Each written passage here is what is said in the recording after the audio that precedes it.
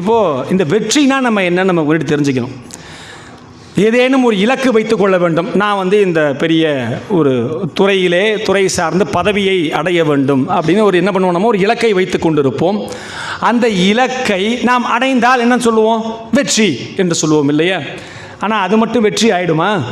அதற்கு அந்த இலக்கை நாம் அடைய வேண்டும் என்றால் நமக்கு ஒரு திட்டம் என்பது வேண்டும். அந்த திட்டத்தை நாம் செயல்முறைப்படுத்த வேண்டும். அந்த செயல்முறைப்படுத்த நம்ம பண்ணுறோம் இல்லையா, அது எப்படி இருக்கணும், நியாயமான முறையிலே ஊருக்கு அஞ்சு இருக்கணும். ஈன்றாள் பசிகாண்பானாயினும் செய்யற்க சான்றோர் பழிக்கும் வினை. திருவள்ளுவர் பாருங்கோ, தாய்க்கும் தந்தைக்கும் எவ்வளவோ முக்கியத்துவம் கொடுத்திருக்கின்றார்.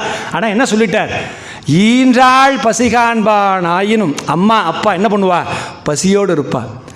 செய்யற்க சான்றோர் பழிக்கும் வினை, சான்றோர்கள் சொல்லி பழிக்கக்கூடிய வினைகளை நாம், எங்கள் அம்மா கஷ்டப்படுறா, எங்கள் அப்பா பசியாக இருக்கா, இருக்கிறதுலே கொடியது எது பசி தானே, பசியாக இருக்கான்னு சொல்லிவிட்டு நம்ம போய் என்ன பண்ணிட முடியாதான், தவறான விஷயங்களை செய்துவிட முடியாது. அப்போ இந்த இடத்துல வெற்றினா என்ன அர்த்தம், ஒரு இலக்கு இருக்கும், அந்த இலக்குக்கு நாம் ஒரு திட்டம் வகுப்போம், அந்த திட்டத்தை நாம் செயல்முறைப்படுத்துவோம்.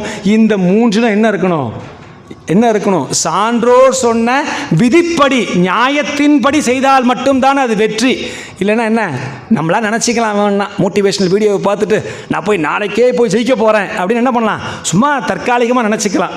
ஆனால் செயல்முறைப்படுத்தும் பொழுது நியாயம் அதிலே சூட்சமமாகவும் ஸ்தூலமாகவும் இருக்க வேண்டும். அதனால தான் என்ன சொல்கிறார், வெற்றி